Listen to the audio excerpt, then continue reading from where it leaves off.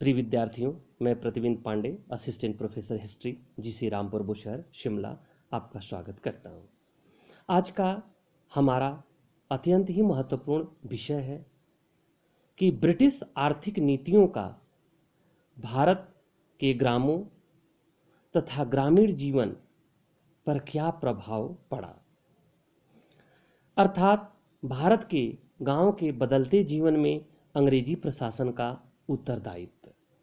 यह बहुत ही महत्वपूर्ण विषय है, जहां से अक्सर विभिन्न प्रतियोगी परीक्षाओं में तथा महाविद्यालय परीक्षाओं में प्रश्न पूछे जाते हैं।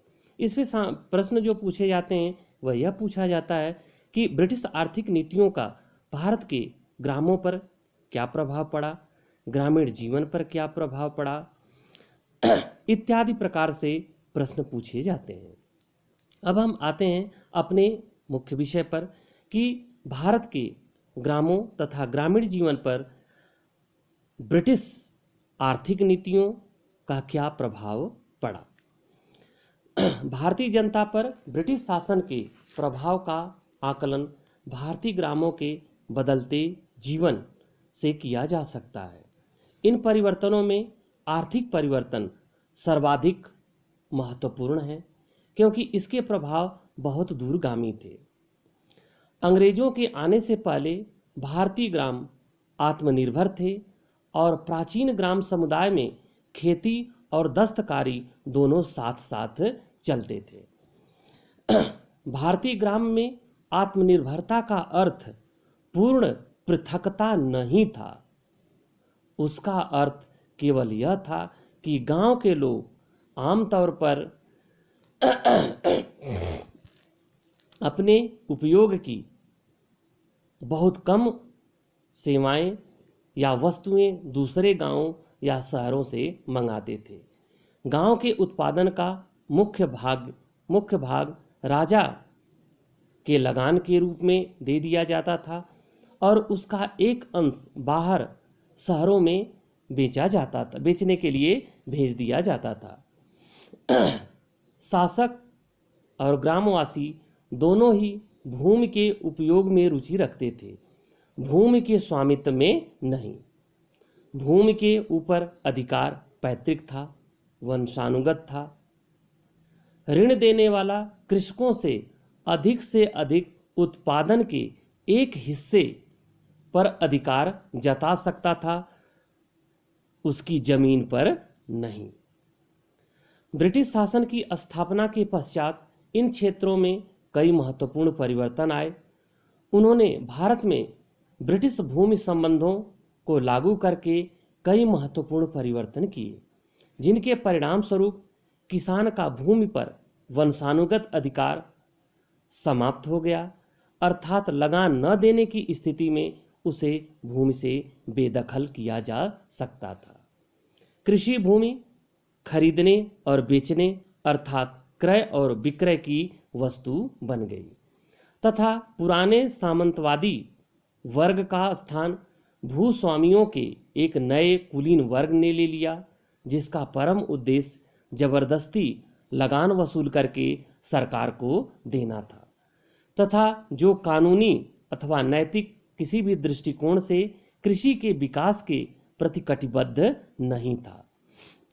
प्रशासन ने अपनी लगान की राशि निश्चित करके इन नए भूस्वामियों को कृषि भूमि का चिर स्थायी स्वामी बना दिया। भू राजस्व के संदर्भ में ब्रिटिश उपनिवेशी शासन ने तीन प्रणालियों का विकास किया, जिसे जमींदारी व्यवस्था अर्थात स्थायी भूमि बंदोबस्त, रैयतवाड़ी व्यवस्था तथा महलवाड़ी व्यवस्था के नाम से जाना जाता है। अंग्रेजों ने जमींदारी व्यवस्था को भारत के कुल 19% भाग, जिनमें बंगाल, बिहार, उड़ीसा, कर्नाटक तथा बनारस खंड में लागू किया गया। इस व्यवस्था के अंतर्गत नए जमींदार खेत और खेती से बिल्कुल अनभिज्ञ होते थे और उनका कार्य काश्तकारों से ऊंचा राजस्व वसूल करना होता था। क्योंकि ये ऊंची बोली दे करके जमींदारी प्राप्त करते थे। राजस्व न चुका पाने की स्थिति में काश्तकारों से या तो वो जमीन छीन लेते थे अथवा वे राजस्व चुकाने के लिए खुद जमीन बेच देते थे। इस तरह अब जमीन विनिमय की वस्तु बन गई, अर्थात विनिमय की वस्तु का अर्थ यह हुआ कि यह क्रय विक्रय की वस्तु बन गई। स्थायी और अस्थायी बंदोबस्त वाले जमींदारी क्षेत्रों में किसानों की हालत अत्यंत दयनीय हो गई। उन्हें जमींदारों की दया पर छोड़ दिया गया। उन्होंने लगान को असहनीय सीमाओं तक बढ़ा दिया तथा उन्हें अबवाब अर्थात अतिरिक्त कर देने और बेगार करने के लिए मजबूर किया गया। जमींदारों ने किसानों पर तरह तरह के अत्याचार किए। रैयतवाड़ी और महलवाड़ी क्षेत्रों में भी किसानों की हालत कोई बेहतर नहीं थी। वहाँ सरकार ने जमींदारों का स्थान लिया तथा अत्यधिक राजस्व निर्धारित किया।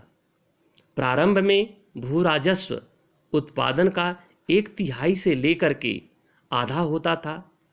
भारी मात्रा में भू राजस्व का निर्धारण 18वीं सदी में दरिद्रता की वृद्धि तथा कृषि अवनति के मुख्य कारणों में से एक